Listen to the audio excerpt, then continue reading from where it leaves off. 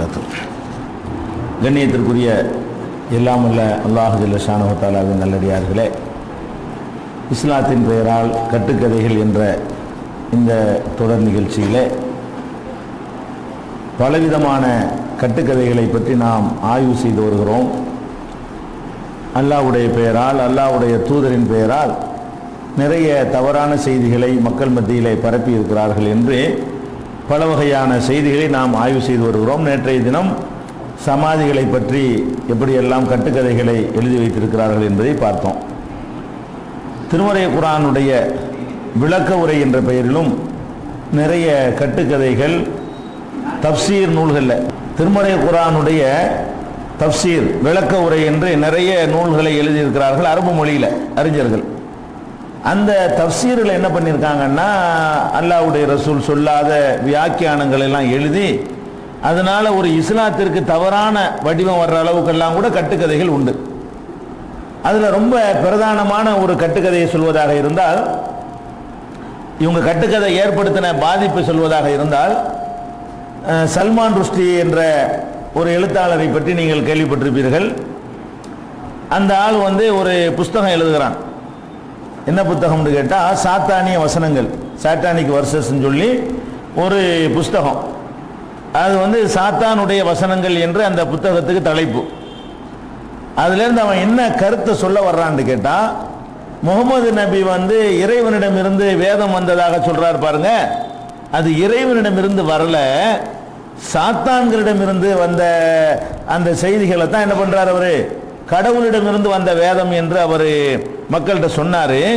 அதனால இந்த குர்ஆன் தான் அவன் சாத்தானிக் வர்சஸ்ன்னு சொல்லுவது குர்ஆனை தான் சொல்றான்.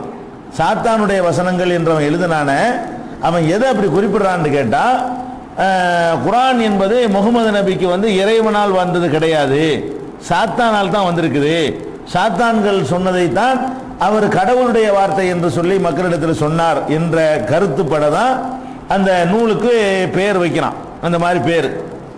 இந்த கருத்தை அவன் கொண்டதற்கு காரணம் யாரு, இப்படி ஒரு நூல் எழுத தூண்டுதலாக இருந்தால் யார் என்று கேட்டால், திருமறை குர்ஆனுடைய விரிவுரையாளர்கள் தான் இதுக்கு முழுக்க முழுக்க பொறுப்பேற்றுக் கொள்ள வேண்டும். இவர்கள் எழுதி வைத்த ஒரு கட்டுக்கதையில இவங்களே அதை சொல்லுகிறார்கள். அதாவது நபிகள் நாயகம் ஸல்லல்லாஹு அலைஹி வஸல்லமுடைய உள்ளத்தில் ஷைத்தான் நுழைந்து குர்ஆனை ஓதும் பொழுது ஷைத்தான் சில வார்த்தைகளை போட்டு விட்டுருவானா, ரெண்டும் மக்கள்கிட்ட குழம்பி போயிடும், அப்படி நபிகள் நாயகம் ஸல்லல்லாஹு அலைஹி வஸல்லத்துக்கு ஏற்பட்டு இருக்குது என்றெல்லாம் தப்சீர் என்ற பெயர்ல, விரிவுரை என்ற பெயர்ல எழுதி வைத்திருக்கிறதை அடிப்படையாக கொண்டுதான் இந்த அவன் ஒரு தவறான பாதைக்கு போனது. அவன் ஒரு தவறான ஒரு விமர்சனத்துக்கு போறான்னு சொன்னா, நம்முடைய தப்சீர்கள், நம்முடைய விளக்க உரைகள் தான் காரணமா இருந்துச்சு.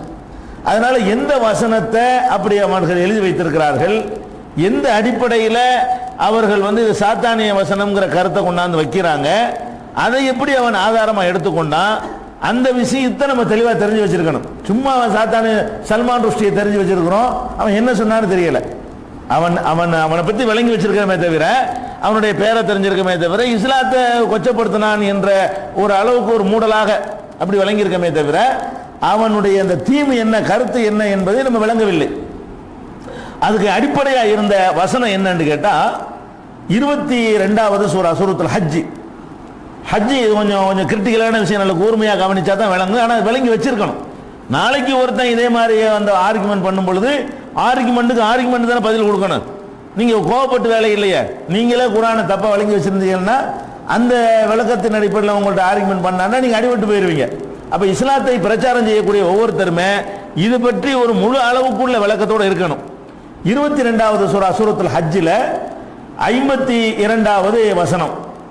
அதுல அல்லாஹ் என்ன சொல்றான்னு கேட்டா, ஒமா அர்சல்னா மின் கப்லிக மிர் ரசூலின் வலா நபியின், உமக்கு முன்னர் அனுப்புன எந்த ரசூலா இருந்தாலும் எந்த நபியா இருந்தாலும், நபிகள் நாயகத்தை பார்த்து அல்லாஹ் சொல்றான், உனக்கு முன்னாடி நாம் அனுப்பிய எந்த ரசூலா இருந்தாலும் எந்த ஒரு நபியா இருந்தாலும், இல்லா இதா தமன்னா அல்க ஷைத்தானு ஃபி உம்னியத்திஹி, அவர் ஓதுகின்ற பொழுது, அவர் ஓதக்கூடிய நேரத்தில் அவருடைய ஓதுதலில் ஷைத்தான் எதையாவது போட்டு விடுகிறான்.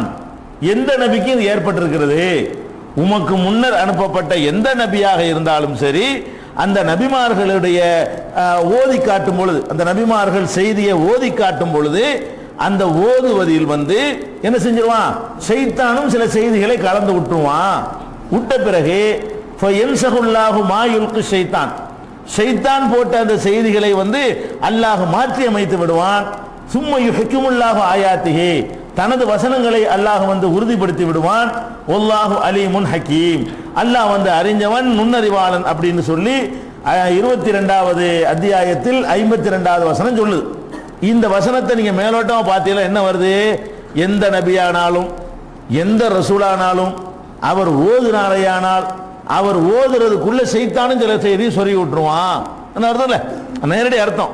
இது இதுக்காக வேண்டி நான் எல்லா தமிழாக்கத்தையும் எழுதி வச்சிருக்கிறேன். ஒவ்வொரு தமிழாக்கத்திலும் என்ன அர்த்தம் செஞ்சிருக்காங்கன்னு அதை கூட படிக்கிறேன். ஒவ்வொரு அந்த அர்த்தத்தை, இந்த அர்த்தம் யாருடைய அர்த்தத்துல இந்த கருத்து வரும் விளங்குதா, நம்முடைய தமிழாக்கத்தில் இந்த கருத்து நேரடியாக பார்த்து அப்படி தான் வரும். நபியே, இது ஜான் ட்ரஸ்ட் தமிழாக்கம் ஃபர்ஸ்ட் படிக்கிறது. உமக்கு முன்னர் நாம் அனுப்பி வைத்த ஒவ்வொரு தூதரும் நபியும் நாடும் போது பிராக்கெட்லாம் விட்டுருவோம், அவர்களுடைய அந்த நாட்டத்தில் ஷைத்தான் குழப்பத்தை எரியாது இருந்ததில்லை. எனினும் ஷைத்தான் எரிந்த குழப்பத்தை அல்லாஹ் நீக்கிய பின்னர் அவன் தன்னுடைய வசனங்களை உறுதிப்படுத்துகிறான். இது ஜான் ட்ரஸ்ட். அதே மாதிரி இந்த பஷாரத்திலிருந்து ஒன்று போட்டிருக்கிறாங்க. அதில் என்ன போட்டிருக்காங்கன்னா, உமக்கு முன் எந்த தூதரையும் எந்த நபியையும் அவர் ஓதினால் அவருடைய ஓதுதலில் ஷைத்தான் குழப்பத்தை போற்றே அன்றி நாம் அனுப்பவில்லை. அவர் ஓதுதல்ல ஷைத்தான் குழப்பத்தை போட்டுறான் என்றாலும் ஷைத்தான் போட்டதை அல்லாஹ் மாற்றி பின்னர் அல்லாஹ் தன்னுடைய வசனங்களை உறுதிப்படுத்துகிறான் அப்படின்னு அவங்க பஷாரத்தில் போட்டிருக்கிறாங்க. தாருல் ஹுதான்னா ஆக்கா அப்துல் ஹமீத் பாக்கவி சமத் சாஹிபுடைய தகப்பனார், அப்துல் ஹமீத் அப்துல் சமத் சாஹிபுடைய தகப்பனாருடைய மொழிபெயர்ப்புல, உங்களுக்கு முன்னர் நாம் அனுப்பிய ஒவ்வொரு நபியும் தூதரும் ஓதிய சமயத்தில் அவருடைய ஓதுதலில் ஷைத்தான் குழப்பத்தை உண்டு பண்ண முயற்சிக்காமல் இருக்கவில்லை. முயற்சிக்காமல் போட்டிருக்காரு, பண்ணாமல் இருக்கவில்லைன்னு போடாம குழப்பத்தை உண்டு பண்ண முயற்சிக்காமல் இருக்கவில்லை. ஷைத்தான் உண்டு பண்ணியதை அல்லாஹ் நீக்கிய பின்னர் தன்னுடைய வசனங்களை உறுதிப்படுத்தி விடுகிறான் அப்படின்னு தாருல் ஹுதாவுடைய அவங்க வெளியீடு. அதே மாதிரி ஐஎஃப்டியில் என்ன பண்றாங்கன்னா, உமக்கு முன்பு நாம் அனுப்பிய எந்த தூதரானாலும் நபியானாலும் ஒரு விஷயம் நடைபெற வேண்டும் என அவர் விரும்பும் போது ஷைத்தான் அவருடைய விருப்பத்தில் இடையூறு விளைவிக்காமல் இருந்ததில்லை.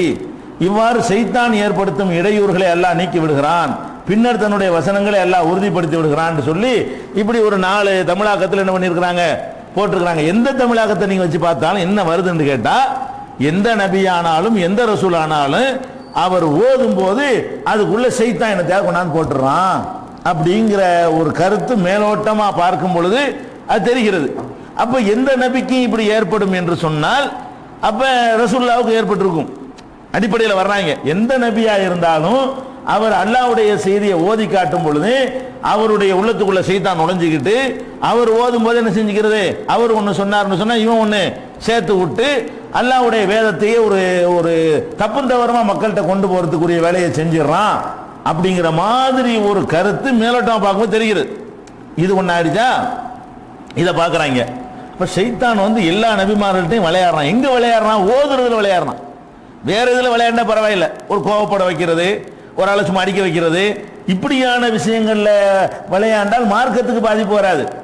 அல்லாட்டிருந்து வர்ற செய்தியை சொல்லும் போது குழப்பி விட்டா, அல்லாட்டிருந்து வர்ற செய்தியில் 4 சேர்த்து சொல்லிட்டாங்கன்னு சொன்னா அது அல்லாட்டிருந்து வந்ததா ஷைத்தானிருந்து வந்ததான்னு ஒரு கன்ஃபியூஸ் ஏற்பட்டு போயிருமே. அப்படி ஏற்படுங்கிற கருத்து இந்த வசனத்தை மேலோட்டமா பார்த்தா தெரியுது. ஆனால் அந்த அர்த்தம் அப்படி இல்லை, அதனுடைய கருத்து அப்படி இல்லை. அது என்ன அர்த்தம் ரெண்டாவது பார்ப்போம். இதை வச்சு முதல்ல விளங்கிக்கிறேன்னு ஷைத்தான் இதை விளையாடுறான், ஓதுபதில் ஷைத்தான் விளையாடுறாங்கிற கருத்து வருது. இதுக்கப்புறம் என்ன இருக்குன்னு கேட்டா, சூரத்து நஜ்மு அதுக்கு சம்பந்தம் இருக்குது. இது அப்படி வச்சுக்கிட்டாங்க. இது ஒரு பக்கம். அதாவது அடிப்படை என்ன இருக்குன்னு கேட்டா, நபியா இருந்தாலும் ரசூலா இருந்தாலும் அவர் ஓதுவதில் ஷைத்தானுக்கு பங்கு இருக்குது. அல்லாஹ் பிந்தி அதை நீக்கிறான். ஷைத்தானுடைய வார்த்தைகளும் கலந்து வரும். அல்லாஹ்வுடைய வேதம் என்று சொல்லக்கூடிய அந்த வார்த்தையில அல்லாஹ் சொன்னதும் வரும், அல்லாஹ் சொல்லாத ஷைத்தான் போட்டதும் வரும், கலந்து வரும் என்ற கருத்து மேலோட்டமா இருக்குதா. இதை ஒரு தனியா வைத்துக் கொள்ளுங்கள். அதுக்கடுத்து என்ன வருதுன்னு கேட்டா, சூரத்து நஜ்மு, நஜ்முன்னா 53வது சூரா. அந்த சூறாவில் ரசூல் ஸல்லல்லாஹு அலைஹி வஸல்லம் அவர்கள் அந்த சூறாவை மக்காவில் இருக்கும்போது இறங்கின ஒரு அத்தியாயம். இது மக்காவில் அருளப்பட்டது என்பதற்கு ஹதீஸில் ஆதாரம் இருக்கிறது. பெரும்பாலான இதுக்கு ஆதாரம் கிடையாது. சில வசனங்கள் சில அத்தியாயங்கள் எங்க அருளப்பட்டதுங்கிறது ஆதாரம் இருக்குது. அப்படி ஆதாரம் உள்ள அத்தியாயங்கள்ல நஜ்மு ஒன்று. சூரத்து நஜ்மு என்ற அத்தியாயம் மக்காவில் அருளப்பட்ட அத்தியாயம். நபிகள் நாயகம் ஸல்லல்லாஹு அலைஹி வஸல்லம் அவர்கள் நஜ்மு என்ற அத்தியாயத்தை மக்களுக்கு ஓதி காட்டுறாங்க. முஷ்ரிக்குகள்லாம் உட்கார்ந்துருக்காங்க. ரசூல் ஸல்லல்லாஹு அலைஹி வஸல்லம் மக்காவில் ஓதி காட்டினவங்க தான் இருப்பாங்க. மக்காவில் ஓதி காட்டும் பொழுது அபூஜஹல் வகைராக்கள்லாம் என்ன செய்யுது, உட்கார்ந்துருக்கிறாங்க. அவங்களுக்கு கேட்கிற மாதிரி, அவங்க காதில் விளங்குற மாதிரி நபிகள் நாயகம் ஸல்லல்லாஹு அலைஹி வஸல்லம் அவர்கள் ஒன் நஜ்மி இதா ஹவான்னு அதை ஓதிக்கிட்டு வர்றாங்க.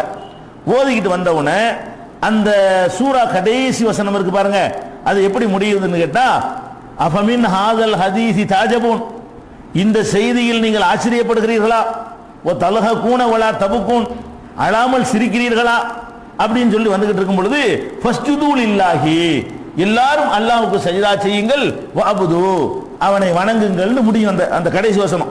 ஃபஸ்ஜுது லில்லாஹி வஅபுது. சூரத் ஒன் நஜ்மி இதா ஹவான்னு ஓதிக்கிட்டே வர்றாங்க. ஓதிக்கிட்டே வந்து கடைசி வசனம் வந்து 62வது வசனம். 62ஓட அந்த சூரா முடியுது. 62வது வசனத்துல கடைசி வசனம் எப்படி இருக்குன்னு கேட்டா, ஃபஸ்ஜுது லில்லாஹி வஅபுது, அல்லாஹ்வுக்கு சஜ்தா செய்து வணங்குங்கள்னு இது ஓதுறாங்க. ஓதுன உடனே இது சஜ்தாவுடைய அத்தியாயமா இருக்கனால ரசூலுல்லாஹ் சஜ்தா செஞ்சிடறாங்க. இது சஜ்தா செய்ய வேண்டிய அத்தியாயம்.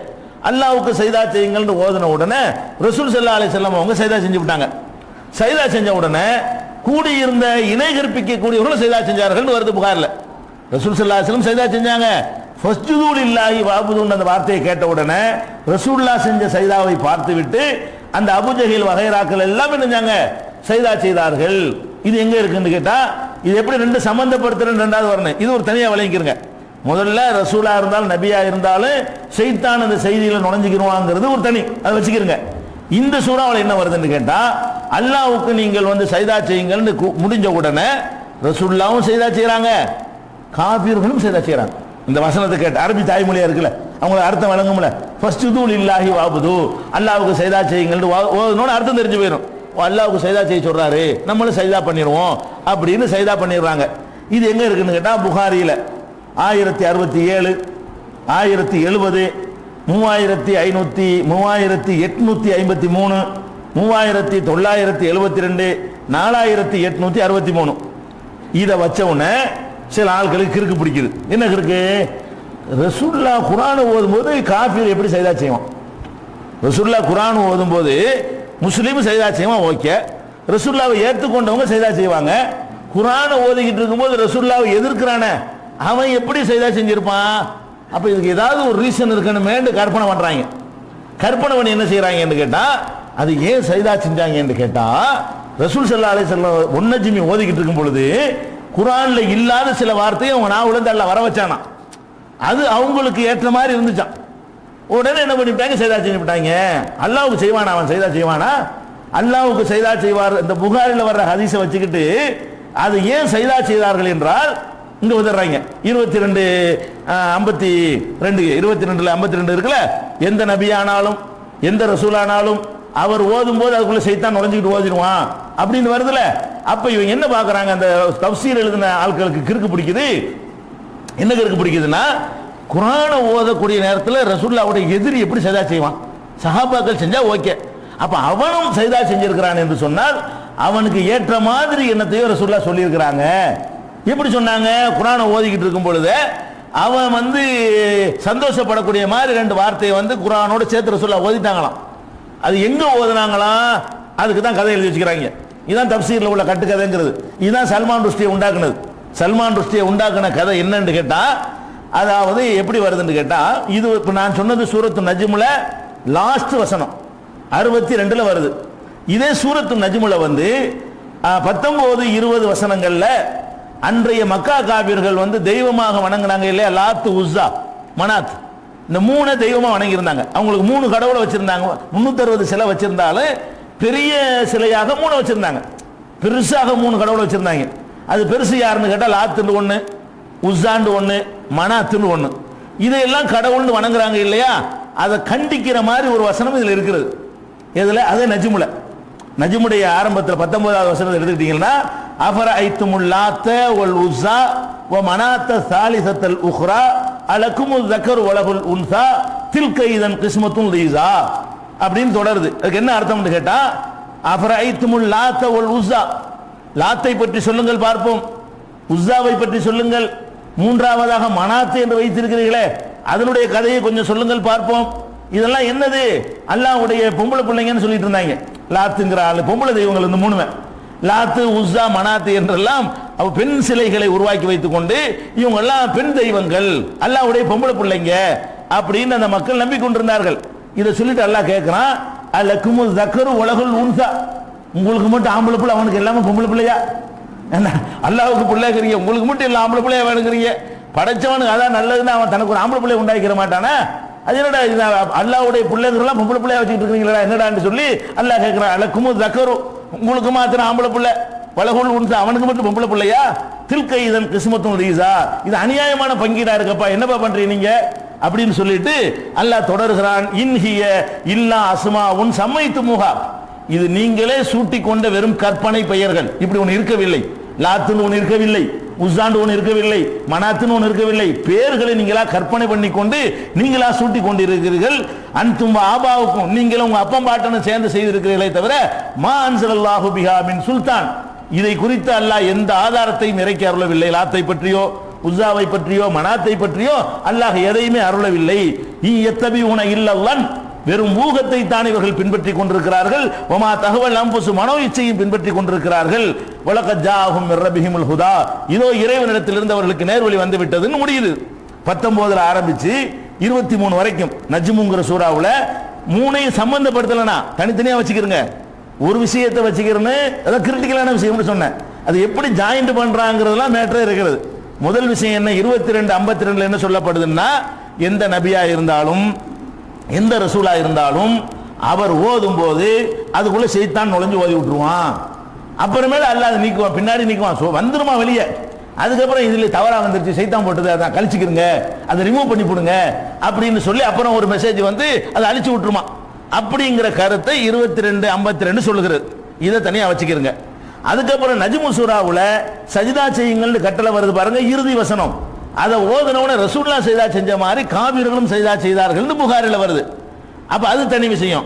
இப்ப என்ன பண்றாங்க, ரெண்டு இப்படி ஜாயின் பண்றான். இப்ப சஜிதா செஞ்சான்னா அவனுக்கு ஏத்த மாதிரி ஏதாவது நடந்திருக்குமே அப்படின்னு பார்க்கும் பொழுது அந்த கதை எங்க கதை கட்டுறான்னு கேட்டா, இந்த லாத்து உஸ்ஸா பத்தி வருதுல, அந்த இடத்துல ரசூலுல்லாஹ் ஓதிட்டு இருக்கும் பொழுது என்ன செஞ்சாங்களாம், அஃபரஐத்துமுல் லாத்த வல் உஸ்ஸா வ மனாத்த சாலிசத்துல் உக்ரா தில்கல் கரானி, இது இல்ல, அது குர்ஆன்ல இல்ல. அது அதாவது அஃபரஐத்துமுல் லாத்த வல் உஸ்ஸா குர்ஆன்ல உள்ள வசனம், வ மனாத்த சாலிசத்துல் உக்ரா குர்ஆன் வசனம். அதுக்கு இடையில ரெண்டு சொருவப்படுது. அதுல சொருவி ரசூலுல்லாஹ் ஓதிட்டாங்களாம். எப்படி ஓதுனாங்களாம், அஃபரஐத்துமுல் லாத்த வல் உஸ்ஸா, லாத்து உஸ்ஸாவை பற்றி சொல்லுங்கள், ஓ மனாத்த சாலிசத்துல் உக்ரா, மூணாவதாக நீங்கள் மனாத் வைத்திருக்கிறீர்களே அதை பற்றி கொஞ்சம் பேசுங்கள் பார்ப்போம். இது ரெண்டு குர்ஆன்ல உள்ளது. இதை சொல்லிக்கிட்டு இருக்கும்போது சைத்தான் என்ன பண்ணிவிட்டானா, ரசூலுல்லாஹ் வாயில இன்னொன்னு வர வச்சானா.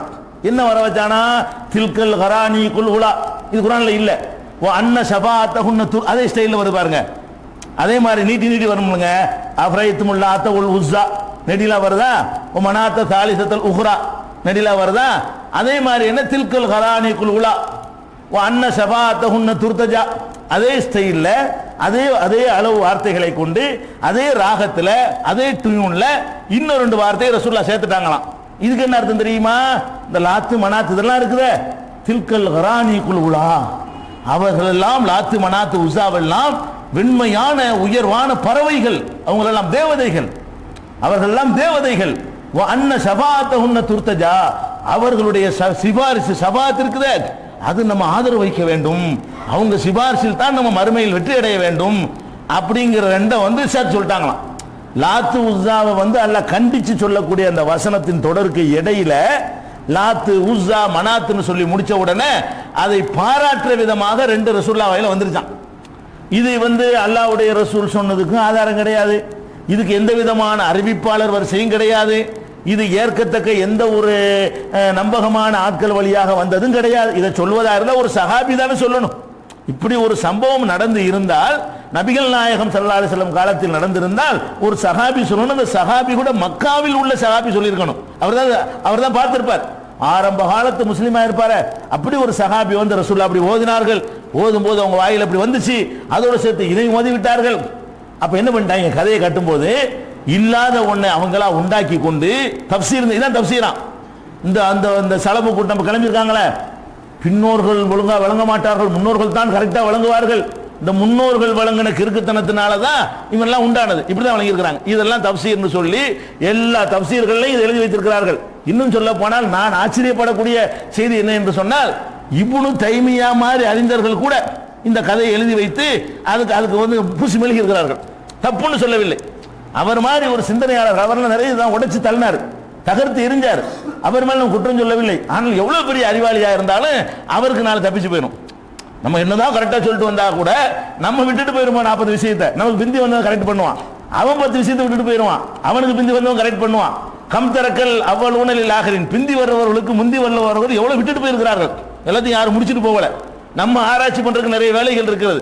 நமக்கு பிந்தி ஆராய்ச்சி பண்ணுவதற்கு விட்டுட்டு தான் நம்மளும் போவோமே தவிர எல்லாத்தையும் 100% முடிச்சுட்டு யாரும் போயிட முடியாது.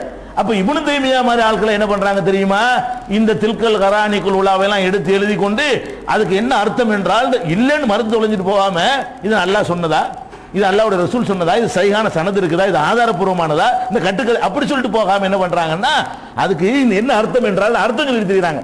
பொய்ன்னு தூக்கி கடாசிட்டு போகாம அதுக்கு ஒரு அர்த்தமும் வியாக்கியானமும் தப்சீர் பண்ணக்கூடிய நிலையை பார்க்கிறோம். அதுல என்ன பண்றாங்க தெரியுமா, இப்ப இத சொன்ன உடனே அவங்களுக்கு குஷி ஆயிடுச்சான்.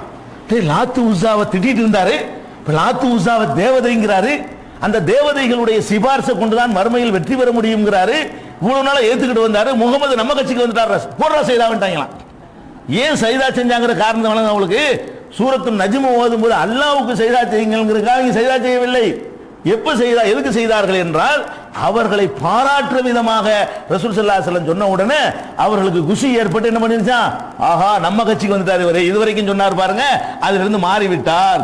லாத்து உஸாவெல்லாம் நீங்க வணங்காதீங்கன்னு சொன்னாரு, அவங்க எல்லாம் சிபாரிசு பண்ண மாட்டாங்கன்னு சொன்னாரு, அல்லாஹ் மட்டும் வணங்குன்னு சொன்னாரு, இன்னைக்கு அவர் நிலை மாறிவிட்டார் அப்படிங்கிற ஒரு கருத்துல இருந்ததனால் அவங்க சஜிதா செய்தார்கள். பாயிண்ட் வழங்குதா? இப்படி இந்த இது வந்து ஏப்பா அப்படி சொல்றீங்கன்னு கேட்டா, இல்ல இது ஒண்ணு ஆச்சரியம் கிடையாது. ஏன்னா அல்லாஹ்வே 22:52 சொல்றான். சைத்தான் வந்து ஓதும்போது என்ன செய்வான்? அப்ப என்ன விளங்குதுன்னா, நபிகள் நாயகம் ஸல்லல்லாஹு அலைஹி வஸல்லம் ஓதுறாங்க, அல்லாஹ்விடம் இருந்து ஜிப்ரீல் மூலமாக போடப்பட்ட செய்தி, வலிமை மிக்க ஒருத்தருடைய செய்தி, எந்த விதமான கலப்படமும் இல்லாமல் பாதுகாப்பேன் என்று அல்லாஹ் சொல்றானே, அப்படிப்பட்ட ஒரு செய்தி அல்லாஹ்வுடைய தூதர் வாயில வருது. 2 வரி வந்தவுடனே 3வது வரியில் அவன் சொல்ற சைத்தானுடைய வார்த்தையும் வந்து வருதுன்னு சொன்னா இது எப்படி ஏத்துக்கிற முடியும்? இது எப்படி குர்ஆன் அல்லாஹ்வுடைய வேதம் நம்ப முடியும்? பெரிய குழப்பம் ஏற்பட்டு போயிருமே. இப்படி கூட சிந்திக்க தெரியாதவர்களாக என்ன பண்றாங்க, இது நடந்தது என்று பெரும்பாலான திருமறை குர்ஆனுடைய விரிவுரைகளில் இப்னு கசீர் மாதிரி சில ஆட்கள் அதை மறுக்கிறாங்க, இதெல்லாம் கட்டுக்கதைன்னு சொல்லி போடுறாங்க.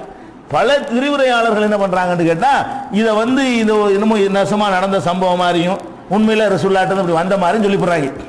இதைத்தான் அவன் பார்த்துக்கிட்டான். சல்மான் ருஷ்டிக்கு ஆதாரம் இதான். இந்த குலம் சல்மான் ருஷ்டி எதை வச்சு அவன் சாத்தானிய வசனங்கள் சொல்றான்னு கேட்டா, சாத்தான் வந்து குழப்புவான்னு சொல்லி நீங்க ஒத்துக்கிறீங்க, முகமது நபிக்கு குழப்பினார் என்று ஒத்துக்கிட்டீங்க.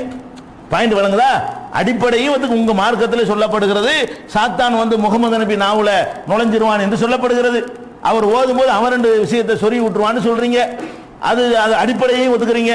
அப்படி நடந்துச்சான்னு கேட்டா நடந்துச்சுன்னு வர சொல்றீங்க. மக்காவுல இருக்கும்போது லாத்து மனாத்து உஸாவையெல்லாம் பாராட்டி சொல்லியிருக்கிறாரு. அதனுடைய கொள்கையை மாற்றி அவர் என்ன கொள்கையை பிரச்சாரம் பண்றாரோ அதுக்கு எதிரான கருத்துடைய வாசகங்களையே, சைத்தானுடைய வார்த்தைகளையே மக்கள் மத்தியில் அவர் சொல்லிவிட்டாரு. அப்ப சைத்தானுடைய வசனங்கள் இருக்குங்கிறது வேற என்ன பொறுப்பு வேணும்? அதான் சாத்தானிய வசனங்கள். பாயிண்ட் வழங்குதா? இவனை இந்த கதிக்கு ஆளாக்குனது யாரு? அவன் மேல கோவப்பட்டா இதை உண்டாக்குன ஆளுக்கு மேல கோவம் வரணுமா இல்லை நமக்கு? அவன் அந்த கதிக்கு ஆளாக்குன ஆளுக்கு யாரு? இந்த எழுதி வச்சவங்க இல்லையா? இந்த கட்டுக்கதையை உண்டாக்குனவங்க இல்லையா? அப்ப இந்த மாதிரி எல்லாம் இஸ்லாத்தின் பெயரால், தப்சீர் என்ற பெயரால் இல்லாத பொல்லாதவர்கள் எல்லாம் எழுதி வைத்திருக்கிறார்கள். இதுல நீங்க கவனிக்க வேண்டும். இதுல வந்து மேட்ருக்கு வருவோம். இதுல என்ன கவனிக்கணும்னா, முதல்ல அவன் சஜிதா செஞ்சான்ல, காபீர்கள் அல்லாஹ்வுக்கு சஜிதா செஞ்சான்ல, இது ஒரு ஆச்சரியப்படுற ஒரு மேட்டரே கிடையாது. அவன் அல்லாஹ்வை மறுத்தானா? சாதாரண ஒரு அடிப்படை அறிவு உங்களுக்கு இருந்தா சிந்திக்க மாட்டாங்க. மக்கா காபீரை பொறுத்த வரைக்கும் அல்லாஹ்வுக்கு சஜிதா செய்வதில் அவனுக்கு மாற்று கருத்து இருந்துச்சா? அல்லாஹ்வுக்கும் செய்வேன் அவருக்கும் செய்வேன், அதான் அவனுடைய கருத்தை தவிர அல்லாஹ்வுக்கு செய்ய மாட்டேன்னு சொல்லிட்டு இருந்தானா? அவன் அல்லாஹ்வை ஏத்துக்கிட்டு இருந்தான். மக்காவுடைய காபீரை பொறுத்த வரைக்கும் அல்லாஹ்வுக்கும் சஜிதா செய்வேன், இன்னும் 1000 பேருக்கு செய்வேன், அதான் அவன் கொள்கை. அல்லாஹ்வுக்கு செய்ய மாட்டேன் இவருக்கு செய்ய வேண்டாம் அவன் கொள்கை கிடையாது. அவனுடைய கொள்கை என்னன்னு கேட்டா, சஜிதா அல்லாஹ்வுக்கு மட்டும் இல்லைன்னு தான் அவன் கொள்கையை தவிர அல்லாஹ்வுக்கு சஜிதா இல்லை அவனுக்கு மாற்று கருத்தா இருக்குது? மாற்று கருத்து கிடையாது. அவன் அல்லாஹ்வை சொல்லி காட்டுறானே, வானங்களை படைச்சது யார் என்று கேட்டால் அல்லாஹ் என்று சொல்வார்கள், பூமியை படைத்தது யார் என்று கேட்டால் அல்லாஹ் என்று சொல்வார்கள். உன்னையை படைத்தது யார் என்று கேட்டால் அல்லாஹ் என்று சொல்வார்கள். வானம் பூமியுடைய அதிகாரம் யாரிடம் என்று கேட்டால் அல்லாஹ் என்று சொல்வார்கள். மழையை யார் இறக்குறான் என்று கேட்டால் அல்லாஹ் என்று சொல்வார்கள். இவ்வளவு குர்ஆன்ல இருக்குது. அப்ப அவன் அல்லாஹ் ஒத்துக்கிட்டு இருந்த ஒரு கூட்டவன் அல்லாஹ்வுக்கு செய்தா செய்கின்ற உடனே இதுல என்ன அவனுக்கு அப்ஜெக்ஷன் இருக்குது? அழகா செஞ்சுட்டு போயிடுவான்.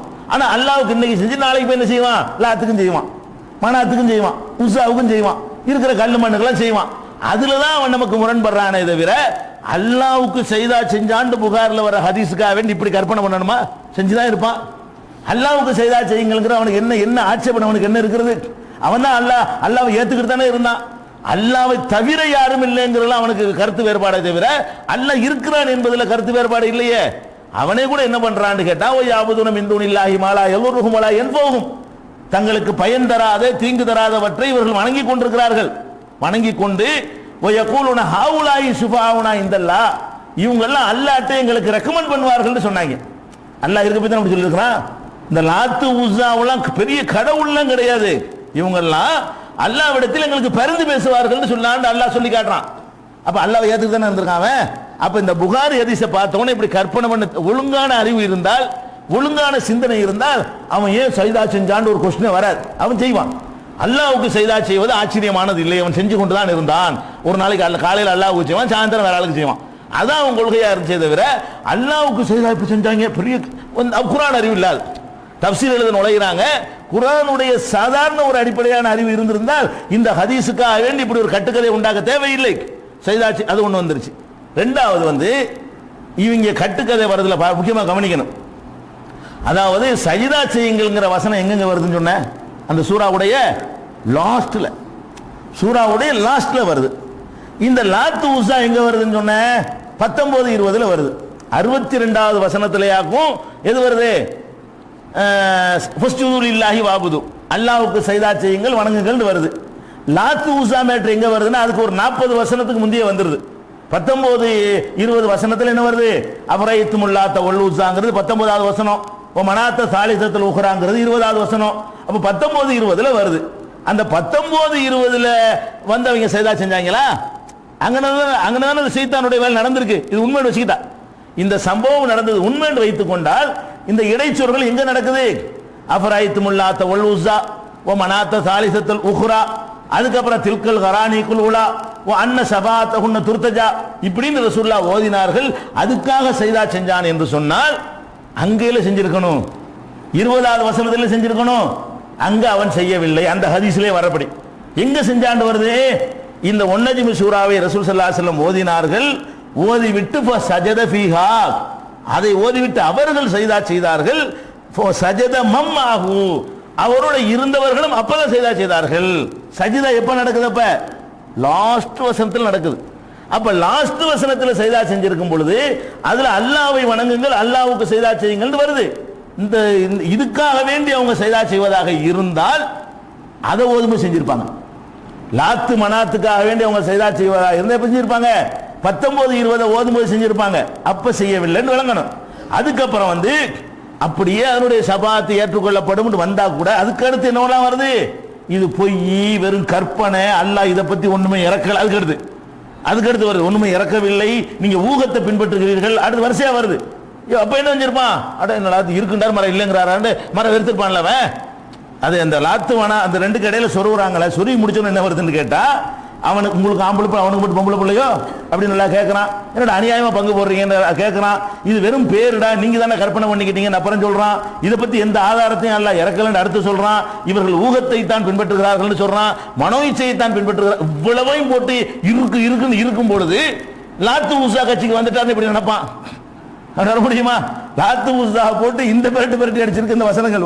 அடினா அப்படி அடி, ஆதாரம் இல்ல, அல்லாஹ் இறக்கல, பொய் சொல்றீங்க, ஊகத்தை பின்பற்றீங்க, கற்பனை பின்பற்றீங்க, இப்படி எல்லாம் போட்டு அல்லாஹ் விமர்சனம் பண்ணும் பொழுது இந்த சம்பவத்துக்கு இப்படி ஒரு கதையை கற்பனை பண்ண வேண்டிய அவசியமே இருக்கவில்லை. அது 19-20 உள்ள மேட்ரு. இது 62 உள்ள ஒரு மேட்ரு.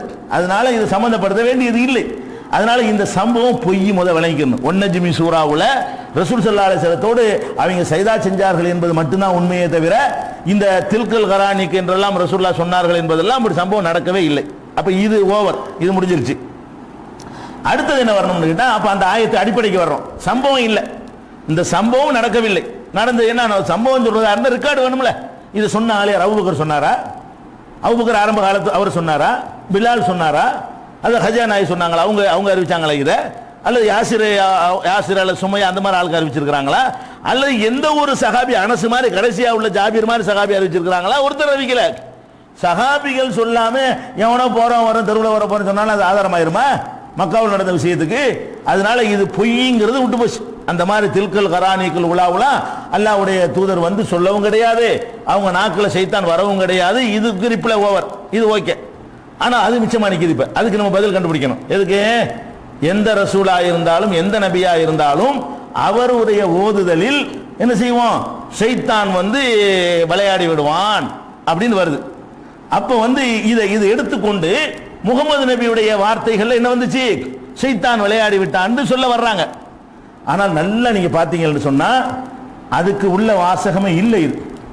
இதுல என்ன சொல்லப்படுது தெரியுமா? உமக்கு முந்தி அனுப்புன ஒவ்வொரு ரசூலுக்கும் ஒவ்வொரு நபியா இருந்தாலும் உமக்கு முந்தின்னு ஒரு வார்த்தை எல்லாம் சேர்த்து போடுறான். உமா அரசர். ஏன்னா மற்ற வேதங்களை அல்லாஹ் பாதுகாக்கிற பொறுப்பை ஏற்றுக்கொள்ளல. அப்ப இறை தூதர்கள் வந்து இறை வேதத்தை வேற சமுதாயத்தில் சொல்லும் போது அவர் வாயிலிருந்து அவன் சைத்தான் நுழைஞ்சு சொல்ல மாட்டான். அப்படி அர்த்தம் கிடையாது. அவர் இறை தூதர் ஒரு செய்தியை மக்கள்கிட்ட சொல்லிடுவார். சொன்ன உடனே அந்த செய்தியில் அவங்க சேர்த்துக்குவாங்க. சைத்தான் என்ன பண்ணிடுவான்? அப்படித்தான் நடந்துகிட்டு இருக்குது. முந்தைய வேதங்களை எடுத்து பார்த்தீங்கன்னா எல்லா வேதத்திலும் இடைச்சொற்கள் இருக்கா இல்லையா? முந்தி நபிகள் நாயகம் ஸல்லல்லாஹு அலைஹி வஸல்லத்துக்கு முந்தி அனுப்பப்பட்ட எந்த வேதமா இருந்தாலும் சரி அது பாதுகாத்து இருக்குன்னு எடுத்து காட்டினார்களே, ஆனால் அது நேர்த்து சேர்த்தது வரைக்கும் இருக்குன்னு நம்ம கண்டுபிடிச்சிடலாமா இல்லையா? கண்டுபிடிச்சிடலாம். மூசா நபியுடைய வேதம்னு சொல்லுவாங்க. மூசா நபி கொடுக்கப்பட்ட வேதத்தில் மூசா நபி மூத்தா போனதெல்லாம் வருது. அவர் கொடுக்கப்பட்ட வேதத்தில் அவர் இறந்து போனது எப்படி வரும்? அவர் இறந்து போன எனக்கு கொடுத்த வேதத்தில் நான் இறந்து போனது வந்தா எனக்கு அந்த வேதம் வரலன்னு வழங்கலாம்லங்க. மூசா நபியுடைய வேதம்னு சொல்றாங்க. உபாகமம் வரைக்கும், ஆதி ஆகமத்திலிருந்து உபாகமம் வரைக்கும் உள்ளது அதான் தௌராத்து, அதான் மூசா நபிக்கு கொடுக்கப்பட்டதுன்னு சொல்றாங்க. அந்த உபாகமத்தை நீங்க எடுத்து பார்த்தீங்கன்னா லாஸ்ட்ல என்ன வரும்? மோசே இறந்தார், மரணிக்கும் போது தலையை ஜோசுவாவுடைய தலையில கையை வைத்திருந்தார், அதனால் அவரை தலைவராக தேர்ந்தெடுத்து கொண்டார்கள், 40 நாட்கள் துக்கம் அனுஷ்டித்தார்கள். இதெல்லாம் மோசைக்கு எப்படி வந்திருக்கு? மோசே இறந்த பிறகு 40 நாள் துக்கம் அனுஷ்டித்த விஷயம் மோசைக்கு எப்படி சொல்லப்படும்? அவர் இப்படிலாம் இருக்கு. அதை காட்டி கொடுத்துரும். அதான் என்னதான் நீ வேதம்னு சொல்லிட்டு வந்தாலும் அது வந்து இறை வேதம் இல்லை, கலப்படம் இருக்கு, சேர்ந்திருக்கு, சொருவி இருக்கிறாங்க அப்படின்னு கண்டுபிடிச்சிடலாம். அந்த மாதிரி இருக்கிறதுனால இதை அல்லாஹ் என்ன சொல்றான்னு கேட்டா, முந்தைய நபிமார்களுக்கு நம்ம வேதத்தை கொடுத்திருந்தோம். எந்த நபியையும் விட்டு வைக்கலவங்க. எந்த நபி ஒரு மெசேஜை சொன்னாலும் சரி அந்த மெசேஜில் இவங்க சேர்த்துக்குவாங்க. அவர் நாட்கள் என்று அர்த்தம் வரக்கூடாது. பாயிண்ட் என்ன தெரியுமா? எந்த நபி வந்து ஒரு செய்தியை மக்களுக்கு சொல்லி காட்டினாலும் சரி, வேதம்னு சொன்னாலும் சரி, அதை எழுதி வச்சுக்கிட்டு என்ன பண்ணுவாங்க? வசதி போல 2 வார்த்தை சொல்லிக்கிறாங்க, இடையில 2 வசனம் சேர்த்துக்குவாங்க. சந்தேகம் இருந்தால் நீக்கி அவங்க பாதகமா இருந்தால் 2 வசனத்தை எடுத்துக்குவாங்க. அந்த வேலை நடந்திருக்கிறது. இது நடந்துச்சா இல்லையா? இது நடந்துச்சு. குர்ஆனுக்கு அது நடக்குமா? பாயிண்ட் என்ன தெரியுமா? உமக்கு முந்தி உள்ளவர்களுக்கு இப்படி நடந்தது என்பதை இது சொல்கிறது. உனக்கு நடந்துச்சு என்று சொல்லுமா? அதனால உனக்கு முந்தி இப்படி நடந்ததுன்னு எல்லாம் சொல்லி காட்டுறான். அது வாஸ்தவம் நடந்துச்சு. உனக்கு தந்த வேதம் எப்படிங்கிறது அல்லாஹ் குர்ஆன்ல சொல்ல பார்க்கணுமா இல்லையா? முந்தையவர்களுக்கு இப்படிலாம் நடந்திருக்கிறது. முகமதே உனக்கு உள்ள விஷயம் என்ன? திருமறை குர்ஆனை புரட்டி பார்த்தீங்கன்னா 15வது அத்தியாயத்தில் 9வது வசனத்தில் எல்லாம் சொல்கிறார், இன்னா நஹ்னு நஸ்ஸல்னா திக்ர வ இன்னா லஹு லஹாஃபிலூன். இந்த அறிவுரையை நாம் தான் இறக்கினோம், இதை நாம பாதுகாப்போம். நல்லா சொல்றான். இதுல சொருவ முடியாது. இந்த குர்ஆனை பொறுத்த வரைக்கும் நான் பாதுகாக்கிற பொறுப்பை ஏற்றுக்கிட்டேன். முந்தைய வேதங்களுக்கு அந்த பொறுப்பை நான் ஏற்றுக்கொள்ளவில்லை. இதை நான் தான் இந்த அறிவுரை இறக்கி இருக்கிறேன், நான் தான் இதை பாதுகாப்பேன் அப்படின்னு அல்லாஹ் 15:9 சொல்றான். பாதுகாக்கிறது என்ன அர்த்தம்? இடையில ஒன்று உதாரணமா கற்பனை பண்ணி பாருங்க. நபிகள் நாயகம் ஸல்லல்லாஹு அலைஹி வஸல்லம் வாழ்ற காலத்தில் குர்ஆனை ஓதிக்கிட்டு இருக்கும் போதே சைத்தான் உள்ளுக்கு நுழைஞ்சி 2 வசனத்தை அவன் போட்டு விட்டு அதையும் ரசூலுல்லாஹ் ஓதுனாங்கன்னு வைங்க, அது மக்கள்கிட்ட போயிடும். சாயந்தரம் கூப்பிட்டு நான் காலையில் ஓதுனேன்ல அதில் இந்த 2 ரிமூவ் பண்ணிக்கிறேங்க, சைத்தான் பண்ணிட்டான் அப்படின்னு சொன்னா ஏத்துக்கிட்டு இருந்த எல்லாம் முர்த்ததா போயிருப்பாங்களா இல்லையா? இந்த இறை தூதருங்கிறாரு, காலையில் அல்லாஹ் சொன்னாங்கிறாரு, சாயந்தரம் சைத்தான் சொன்னாங்கிறாரு அப்படின்னு சொன்னா அவர் இறை தூதர் முதல்ல நம்பியிருப்பாங்களா? அவருடைய டவுட் ஆயிருமே. பிந்தி நீக்கிடுவான்னு சைத்தான் போட்டாலும் அது நீக்கி விட்டுருவான்னு அவர் இப்னு தைமியா சப்போர்ட் பண்றாரு. சைத்தான் போடுவான், ஆனால் அல்லாஹ் பின்னாடி நீக்கிடுவான்ல. சரி நீக்கிடுவான், நீக்கணும் அவன் ஏத்துக்குவானா? நான் வந்து அல்லாஹ் சொன்னான்னு ஒரு செய்தி உங்கள்கிட்ட காலையில் சொல்லிவிட்டு சாயந்தரம் என்ன சொன்னேன்? அல்லாஹ் சொன்னான்னு சொன்னேன்ல, 10 சொன்னேன்ல, 3 தான் அல்லாஹ் சொன்னது, 7 வந்து நம்மள்ட்ட சைத்தான் விளையாண்டுட்டான்னா நம்மளை என்ன பண்ணுவான்? லூசு போடாண்டுவான். அப்ப இறைவசம் பாதுகாக்கப்படாது. பாதுகாப்பேன் என்பதில் என்னவெல்லாம் அடங்கும் என்றால் அந்த டவுட், சந்தேகத்தின் வாயில் கூட வரக்கூடாது. அல்லாஹ் எப்படிலாம் பாதுகாக்கிறான்னாங்க இந்த குர்ஆனை. என்னமோ ஏட்டுல இப்படி புஸ்தகமா கொண்டாந்து நீங்க பாதுகாத்து வைக்கிறத மட்டும் பாதுகாப்புன்னு நினைக்கிறீங்க. அந்த பாதுகாப்பு இல்ல, அவன் பாதுகாக்கணும். முதல்ல ரசூல் ஸல்லல்லாஹு அலைஹி வஸல்லம் எந்த காலத்தில் வாழ்ந்தாங்களோ அந்த மக்கள் பாதுகாத்து இருந்தால் தான் உங்களுக்கு வந்து சேரும். அவர்கள் பாதுகாப்பதாக இருந்தால் ஒரு டவுட் இல்லாத அளவுக்கு உங்க நம்பணும். 100% இது அல்லாஹ்வுடைய வார்த்தையை நம்பினா தான் அவர்கள் பாதுகாப்பார்கள். அதுக்காக இல்லை. அல்லாஹ் என்ன பண்றான் தெரியுமா? இவருக்கு எழுத படிக்க தெரியாம ஆக்குறான். அல்லாஹ் வேணும்ட. யாருக்கு? என்ன எழுதவும் படிக்கவும் கத்துக் கொடுக்குற பெரிய மேட்டரா? பெரிய விஷயமாங்க? சாதாரண ஒரு மேட்டருங்க. இப்படி ஆனா அவனா கூட படிச்சு கொடுக்க கத்துக் கொடுக்குற அல்லாஹ்வுடைய தூதர் பெரிய விஷயமா? அது அவங்க வசதி நல்ல ராயல் ஃபேமிலியில் இருந்தாங்க, அந்த ஊர்ல உயர்ந்த குலத்தை சேர்ந்தவங்களா இருந்தாங்க. ஏதோ மட்டமான கோத்திரமா இருந்தா கூட இந்த படிப்பு இல்லைன்னு சொல்லிடலாம். வேணும்னு வாப்பா அம்மாலாம் மூத்தாக்கி, வேணும்னு போய் கிராமத்தில் வளர்க்க வச்சு, வேணும்னு போய் படிப்பு இல்லாம ஆக்கி, வேணும்னு ஆடு மேய்க்க விட்டு அல்ல வேணும்னு செஞ்சேங்கிறா. எப்படி சொல்லி காட்டுறான்னு கேட்டா, வலா தகுத்துஹு பி யமீனிக மா குன்த தத்லூ மின் கிதாபின், எந்த புத்தகத்தையும் நீ வாசித்தது கிடையாது. வலா தகுத்துஹு பி யமீனிக, உன் வலக்கரத்தால் இனியும் எழுத மாட்டீர். இனிமே உனக்கு எழுத தெரியாது, எழுதாம உன்னை ஆக்கிவிட்டேன். ஏன் என்றால் அதான் பாயிண்ட். ஏன் என்றால் இதன் லர்தாபல் முபத்திலூன், இல்லாட்டி இந்த வீணர்கள் உன்னை சந்தேகப்பட்டிருப்பார்கள். என்ன சந்தேகப்படுவாங்க? முஹம்மது ஸல்லல்லாஹு அலைஹி வஸல்லம் பெரிய பண்டிதர், அந்த சமுதாயத்தில் பெரிய புலவராய் மொழி அறிவை கற்று பயங்கரமான அறிவாளின்னு பேர் எடுத்தான்னு வைங்க. அந்த பேரை எடுத்துக்கிட்டு அலிஃபுல் தாலிகல் கிதாப்னு சொன்னா படிச்சிருக்காருலப்பா, அதான் போட்டு தயாரிச்சு சொல்றாருன்னு இருப்பாங்க. சொல்லியிருப்பாங்களா இல்லையா? ஒரு படிக்காத ஒரு ஆள் ஹை ஸ்டைலில் பேசும்பொழுதுதான் இன்னும் படிக்காத ஒரு ஆள் இப்படி கொட்டுறாரு. பெரிய பண்டிதர்களை விவாதத்துக்கு கூப்பிடுறாரு, யாரும் மாட்டேங்கிறாங்க. இது மாதிரி 3 ஆயத்தை கொண்டு வராங்கிறாரு. ஆனா இவர் படிக்காத ஆளு, இவர் எழுத தெரியாத ஆளு. அப்ப அல்லாஹ் என்ன பண்றான்? இந்த குர்ஆன் நம்பிக்கை ஏற்படுத்துறதுக்கு எதையெல்லாம் செய்யறான்னு கேட்டா, அவர் படிக்காம இருந்தால் தான் இதுல அவருக்கு நம்பிக்கை வரும். படிக்காம ஆக்குறான். பாதுகாக்கிறேன்னு சும்மா பாதுகாக்கிறதா? அந்த மாதிரி அல்லாஹ் வந்து பாதுகாக்கிறேன்னு சொல்லி காட்டுறான். இது எங்க இருக்கு? 29வது சூராவுல 48வது வசனத்துல இதை நம்ம பார்க்கிறோம். அதே மாதிரி என்ன செய்யறான்னு கேட்டா, அல்லாஹ் ரப்புல் ஆலமீன் இந்த குர்ஆன் அல்லாஹ்வுடைய வேதங்கிறாரு. இன்னைக்கு வந்து 3 ஆயத்தை சொல்லி அல்லாஹ்வுடைய வேதங்கிறாரு. அடுத்த நாளைக்கு ஒரு 10 ஆயத்தை சொல்லிவிட்டு அல்லாஹ்வுடைய வேதம்ங்கிறாரு. அதுக்கு அடுத்த நாளைக்கு ஒரு 20 ஆயத்தை சொல்லிவிட்டு அல்லாஹ்வுடைய வேதம்ங்கிறாரு. ஏன் அல்லாஹ்வுடைய வேதம் மொத்தமா கொண்டாந்து தந்துட்டு போவே நீ கேட்டாங்க. ரசூல் ஸல்லல்லாஹு அலைஹி வஸல்லம் இறை தூதர்னு சொல்லக்கூடிய நேரத்தில் என்ன கேட்டாங்க? அல்லாஹ்வுடைய வேதங்கிறீங்களா? இந்த இருக்குன்னு மொத்தமா புத்தகத்தை கொண்டு காட்டிட்டு போக வேண்டியதானப்பா. இன்னைக்கு ஒரு 10, நாளைக்கு ஒரு 15, அடுத்த நாளைக்கு ஒரு சூறாங்கிற, அப்புறம் என்ன விளையாடுற அப்படின்னு கேட்கறாங்களாம். அதுக்கு அல்லாஹ் சொல்லி காட்டுறான், லவ்லா நுஸில அலைஹில் குர்ஆன் ஜும்லத்தன் வாஹிதா, இந்த குர்ஆன் ஒரேடியா மொத்தமா இவருக்கு வரக்கூடாதா? அது டெய்லி கொஞ்சம் கொஞ்சமா சொல்றாரு இவரு அப்படின்னு கேட்கிறார்கள். கதாலிக்க அப்படி தாண்டாங்கிறான். அப்படித்தான் வேணும்னு தான் செய்யறாங்கறான்ல. ஏன் அப்படி செய்யறேன்னு தெரியுமா? லீனு சப்பித பிஹி ஃபுஆதக, உன்னுடைய உள்ளத்தை வலுப்படுத்து, அந்த குர்ஆனை கொண்டு வலுப்படுத்தணும். கொஞ்சம் கொஞ்சமா அந்த குர்ஆனுடைய செய்தி மொத்தமா கொடுத்தால் அவ்வளவும் சொல்ல முடியாம போய், கேட்கிறவனுக்கு மனப்பாடம் பண்ண முடியாம போய், கன்ஃபியூஸ் ஆகி போய் வந்துடக்கூடாது என்பதற்காக வேண்டி கொஞ்சம் கொஞ்சமா போட்டு அப்படி அழகா இறுக்கி பதிய வைக்கிறேன். அப்ப திருப்பி திருப்பி நீ கரெக்டா சொல்லிக்கிட்டு இருப்ப அப்படிங்கிற ஒரு வசனத்தை அல்லாஹ் சொல்லி காட்டுறான். 25வது சூராவுல 32வது வசனத்தில் அல்லாஹ் சொல்லி காட்டுறான். இதையும் நம்ம பார்க்கிறோம். அதே மாதிரி பெருமானார் ஸல்லல்லாஹு அலைஹி வஸல்லம் அவர்கள் வஹி வரும்பொழுது இந்த குர்ஆன் வந்து ரசூல் ஸல்லல்லாஹு அலைஹி வஸல்லத்துக்கு எப்படி அல்லாஹ் கொடுக்குறான்னு கேட்டா, நம்ம எல்லாம் நான் ஒரு செய்தியை உங்களுக்கு சொல்றேன், கருத்தன்னா கிரகிச்சுக்கிறவங்க, வார்த்தையே மனப்பாடம் பண்றதுக்காக நான் சொல்றேன்னு வைங்க. ஒரு 10 தடவை சொன்னா கூட உங்களுக்கு மனப்பாடம் பண்ண இயலாது. நீங்க ஒரு 10 எனக்கு மனப்பாடம் பண்ண இயலாது. ஒரு விஷயத்தை சொல்றதா இருந்தா திருப்பி திருப்பி சின்ன ஒரு லா இலாஹ இல்லல்லாஹ் மனப்பாடம் பண்ணிக்கிறவங்க. நான் ஒரு 2 பக்கத்துக்கு ஒரு அரை பக்கத்துக்கு ஒரு எழுதி வைத்துக் கொண்டு படிக்கிறேன். 2 தடவை படிக்கிறேன், 3 தடவை படிக்கிறேன், 30 தடவை படிக்கிறேன். நீங்க மனப்பாடம் பண்ண முடியுமா? அவ்வளவு கஷ்டம் தான். வணங்குதா? அவர் திருப்பி திருப்பி ஒரு போட்டு போட்டு போட்டு போட்டு போட்டு என்ன செய்யணும்? முதல் ஒரு 2 வார்த்தையை படிக்கணும், அப்புறம் 3ஆவது வார்த்தையை சேர்த்து 3 சேர்த்து மர படிக்கணும், அப்புறம் 4ஆவது வார்த்தையை ஒன்று சேர்த்துட்டு மர ஒருக்கா படிக்கணும், ஒரு 5 வார்த்தை வரைக்கும் மனப்பாடம் பண்ணி அதை படிக்கணும், அப்புறம் 6ஆவது சேர்க்கணும். இப்படியே கொஞ்சம் கொஞ்சமா சங்கிலி மாதிரி கோத்து கோத்து கோத்து கோத்தா மனப்பாடம் பண்ணுவோம். இப்போ குர்ஆன் ஜிப்ரீல்கிட்டேருந்து வருது, ஒரு மாயிதா பெரிய சூறா 100 வசனம் உள்ள சூறா கொண்டாந்து சொல்லிட்டு போயிடுறாரு. எப்படி மனப்பாடம் பண்ணுவார் இவரு?